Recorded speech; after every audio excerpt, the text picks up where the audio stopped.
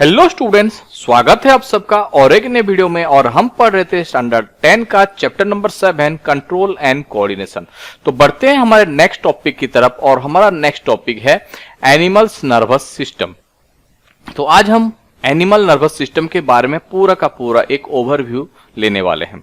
तो सबसे पहले अगर बात किया जाए, in animal such control and coordination are provided by nervous and muscular tissue.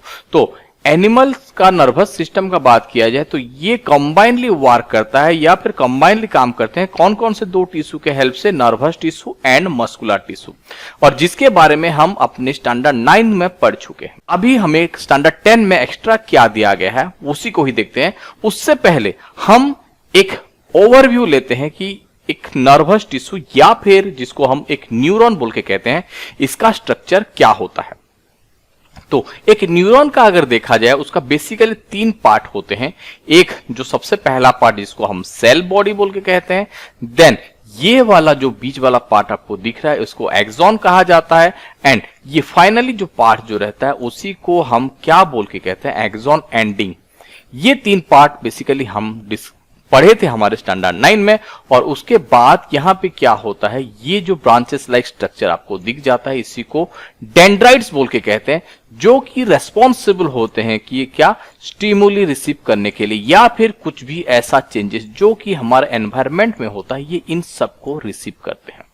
अभी ये कैसे रिसीव करते हैं, ये काम कैसे होता है, ये कैसे जाता है, ये सब जो है हम 1 बाय 1 इस चैप्टर में या फिर आगे के टॉपिक में हम पढ़ने वाले हैं। तो चलिए देखते हैं कि क्या दिया गया है।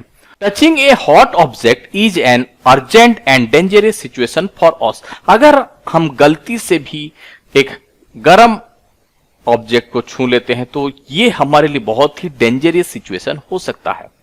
और उसी टाइम पे हम जनरली क्या करते हैं, वी डिटेक्ट इट, हम लोग सडनली जो है इसको डिटेक्ट करते हैं एंड रेस्पॉन्स करते हैं। रेस्पॉन्स किस हिसाब से करते हैं, हमारा हाथ जो रहता है वो विथड्रॉ कर लेते हैं या फिर उससे थोड़ा सा दूर भागते हैं।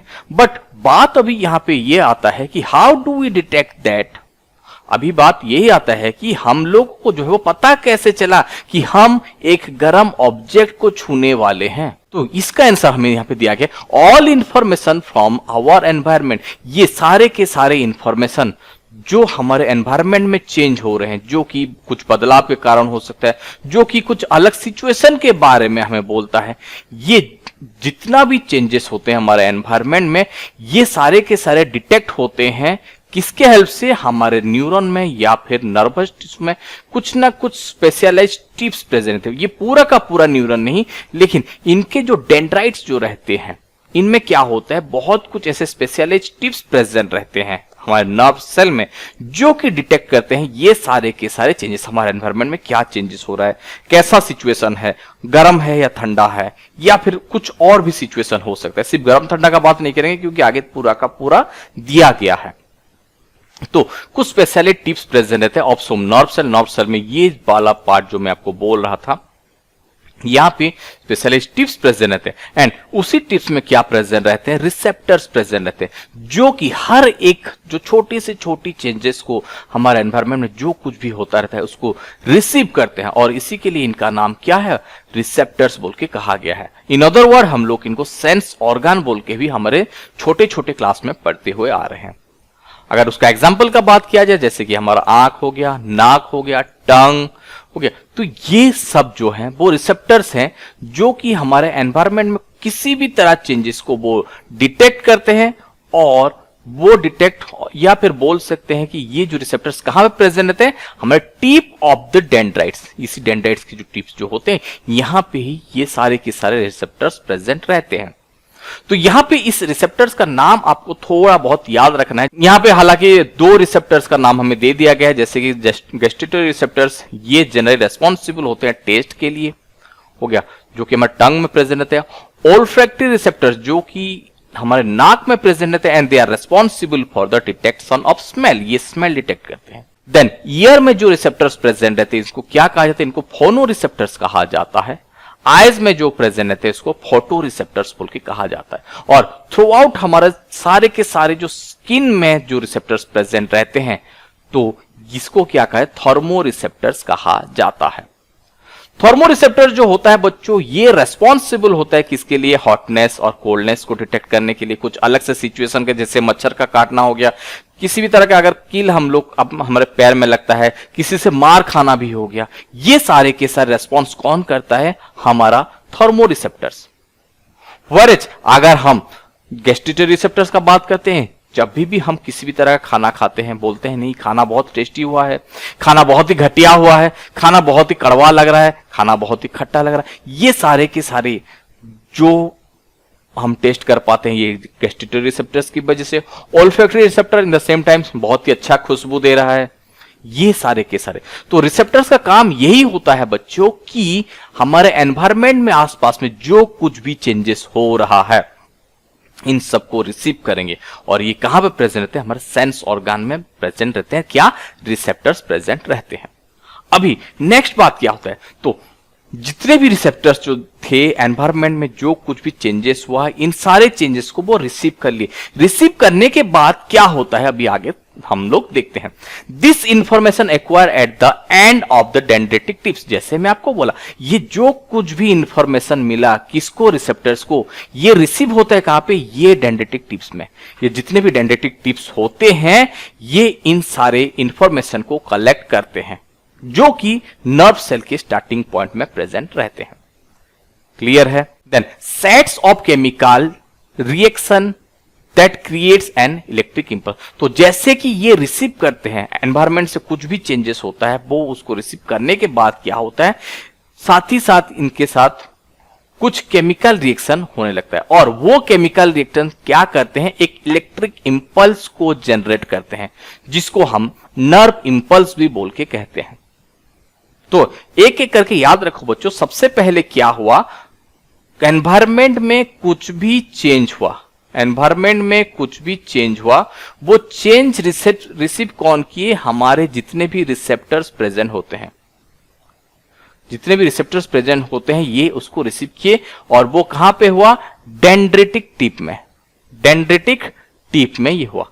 सडनली ये रिसीव करने के बाद यहां पे क्या हो गया, एक सीरीज ऑफ केमिकल रिएक्शन होने लगा। कुछ केमिकल रिएक्शन जो है यहां पे होने लगा, और उसी केमिकल रिएक्शन होने के बाद यहां पे क्या जनरेट हुआ, एक इलेक्ट्रिकल इंपल्स जो है वो जनरेट हुआ। अभी वो इलेक्ट्रिकल इंपल्स क्या करता है, देखते हैं आगे। This impulse travels from dendrite to the cell body. ये पूरा का पूरा जो इलेक्ट्रिकल इंपल्स जनरेट हुआ, ये इलेक्ट्रिकल इंपल्स कहां से, इसी डेंड्रेटिक एंड से ये कहां पे मूव करेंगे, हमारे सेल बॉडी की तरफ मूव करेंगे। सेल बॉडी की तरफ इनका मूव करना हो जाएगा। समझ में आया। तो सेल बॉडी में आने के बाद यहां से ये क्या करें, and then along the axon to its end. और वो सेल बॉडी से आने के बाद वो धीरे धीरे कहां पे मूव करेंगे, एक्सॉन एंडिंग। तो पहले तो ये एक्सॉन में आएंगे और फाइनली ये लोग कहां पे पहुंचेंगे, जो नर्व एंडिंग या फिर एक्सॉन एंडिंग होता है, यहां तक ये लोग पहुंचेंगे। देन पहुंचने के बाद यहां पे क्या होता है, आगे देखते हैं। तो इसमें से आप जो कुछ भी अभी पढ़ रहे हो बच्चों, इसको सब एक तरह से आप टेबल्स बना के या फिर एक फ्लो चार्ट बना के याद रखने की कोशिश करो। सबसे पहले हम लोगों के पास यहाँ पे क्या हुआ, कुछ इलेक्ट्रिकल इंपल्स या फिर नर्व इंपल्स जो है वो जनरेट हुआ, जो कि रिसीव हुआ कहां पे, हमारा डेंड्राइट में। डेंड्राइट से ये मूव किया कहां पे, सेल बॉडी में। सेल बॉडी में ये मूव किया, एंड सेल बॉडी से ये कहां पे मूव किया, ये एक्सॉन में मूव किया, एक्सॉन। एंड फाइनली ये पहुंच गया हमारे नर्व एंडिंग तक। देन अभी इसके साथ क्या होता है देखते हैं। This impulse travels from dendrites to cell body. ये सेल बॉडी तक पहुंचा, and then along the axon to its end. अभी एंड तक पहुंचने के बाद at the end of the axon, axon का जो एंड जो रहता है, the electrical impulse set off the release some chemical. और जैसे कि ये नर्व एंडिंग तक पहुंच जाता है, नर्व एंडिंग तक पहुंचने के बाद ये यहां से क्या करते हैं, कुछ केमिकल्स जो है ये रिलीज करते हैं, कुछ ना कुछ केमिकल्स जो है यहां पे रिलीज होता है। और वो केमिकल्स का काम क्या होता है, ये जो केमिकल्स रिलीज हुआ, this chemicals cross the gaps. तो ये जो केमिकल्स कहां पे रिलीज करता है, आपका एक न्यूरॉन दूसरे न्यूरॉन से जुड़ा हुआ रहता है। अगर मैं आपको थोड़ा सा अच्छे से समझाने की कोशिश करता हूं तो ये फिगर में आप देख पा रहे हैं, जहां पे एक्चुअली क्या हुआ है, दोनों के दोनों जो न्यूरॉन एक दूसरे के साथ जुड़े हुए हैं। या फिर मैं अगर आपको थोड़ा सा डिटेल्स में अगर बताने की कोशिश करता हूं तो लेट मान के चलिए ये एक पूरा का पूरा एक न्यूरॉन का स्ट्रक्चर है, जहां पे ये बात करते हैं हम लोग इसका नर्व एंडिंग। यहां पे क्या होता है, किसी और एक न्यूरॉन का डेंड्रिटिक पार्ट यहां पे आपका जुड़ा हुआ रहता है।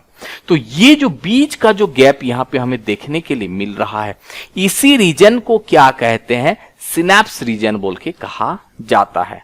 और जो कुछ भी केमिकल्स रिलीज करते हैं, जैसे कि अभी अभी हम लोग पढ़े कि क्या होता है, सबसे पहले यहां पे इलेक्ट्रिकल इंपल्स जो है वो धीरे धीरे कहां पे मूव करता है, वो एक्सॉन एंडिंग तक मूव करता है। और एक्सॉन एंडिंग में वो क्या करता है, कुछ केमिकल्स जो है वो रिलीज करता है। जो इलेक्ट्रिकल इंपल्स जो रहता है वो कुछ केमिकल्स रिलीज करता है, कहां पे, सिनेप्स रीजन में, जो रिसीव करता है और एक न्यूरॉन। और वो एक न्यूरॉन जो है वो रिसीव करके दूसरे न्यूरॉन से तीसरे न्यूरॉन, कुछ इसी हिसाब से एक न्यूरॉन से दूसरे न्यूरॉन से तीसरे न्यूरॉन तक हमारा वो पूरा का पूरा इलेक्ट्रिकल इंपल्स पास करता हुआ जाएगा। और वही चीज हमें यहां पे दिया गया है। तो क्या बोला है यहां पे, देखते हैं, this chemicals cross the gap और synapse start a similar electric impulse. तो यहां पे वो क्या करते हैं, कुछ इलेक्ट्रिकल इंपल्स जो है वो रिलीज करते हैं, एंड वो इलेक्ट्रिकल इंपल्स जो रहता है नेक्स्ट न्यूरॉन तक पास होता है। समझ में आया?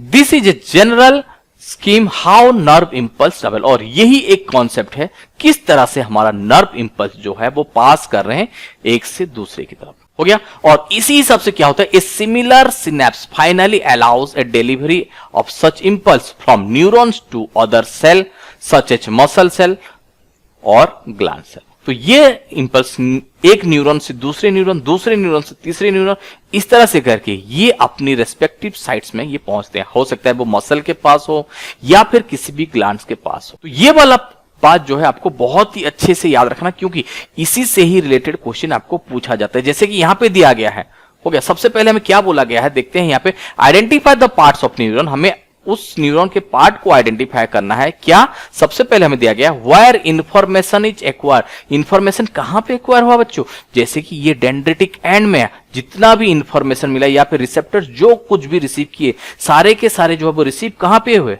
उसी डेंड्राइट में हुए। तो सबसे पहला आंसर मिल गया। Through which information travel as an electrical impulse. तो इलेक्ट्रिकल इंपल्स कहां से ट्रैवल्स किए, फ्रॉम द सेल बॉडी से लेके वो एक्सन में ये इलेक्ट्रिकल इंपल्स मूव किए। Third, where this impulse must be converted into electrical signal. और इलेक्ट्रिकल सिग्नल में कहां पे कन्वर्ट हुए, मतलब सिनेप्स रीजन बोल सकते हैं या फिर द जंक्शन पॉइंट, और हम लोग बोल सकते हैं नर्व एंडिंग में। नर्व एंडिंग में वो सारे के सारे इलेक्ट्रिकल इंपल्स एक केमिकल में कन्वर्ट हुए, और वो सारे के सारे केमिकल्स रिलीज कहां पे हुए, सिनेप्स रीजन में रिलीज हुए। तो यही से ही आप समझ पा रहे होगे बच्चों कि क्या होता है, जो नर्वस टिश्यू जो होता है, हो गया, it is thus no surprise that nervous tissue is made up of an organised network. तो ये बहुत ही एक well organised network of nerve cell और न्यूरॉन से बना हुआ है, एंड स्पेशलाइज फॉर, और इसका स्पेशलाइज्ड काम क्या होता है, ये स्पेशली बने हुए रहते हैं for conducting information via electrical impulse from one part of the body to other. तो इनका काम ही यही होता है कि एक पार्ट से दूसरे पार्ट तक नर्व इंपल्स को ट्रांसफर करना। तो अगर मैं सिंपली एक क्वेश्चन आप लोगों से पूछता हूं कि what is the function of neuron, तो आप लोग यहां पे क्या बोलोगे, the neuron are specialised for conducting information via electrical impulse from one part of the body to other part. समझ में आया? और यहां पे हमें एक्टिविटी 7.1 दिया गया है, जो कि एग्जाम पॉइंट ऑफ व्यू से उतना इंपॉर्टेंट नहीं है, इसको आप थोड़ा सा पढ़ सकते हो। तो आशा करता हूं बच्चों कि आपको ये पूरा का पूरा वीडियो समझ में आया होगा, स्ट्रक्चर ऑफ न्यूरॉन आपका पूरा का पूरा क्लियर हो गया होगा, और जो नर्व इंपल्स जो होता है या फिर इलेक्ट्रिकल इंपल्स जो हम कहते हैं, ये एक न्यूरॉन से दूसरे न्यूरॉन तक कैसे पास करता है, ये पूरा का पूरा क्लियर हो गया होगा। अगर आपको वीडियो पसंद आया तो वीडियो को लाइक कीजिए, इसी तरह का वीडियो आगे देखने के लिए हमारे चैनल को सब्सक्राइब कीजिए। मिलते हैं नेक्स्ट वीडियो पे, इसी टॉपिक को आगे बढ़ाते हैं। तब तक के लिए बाय बाय।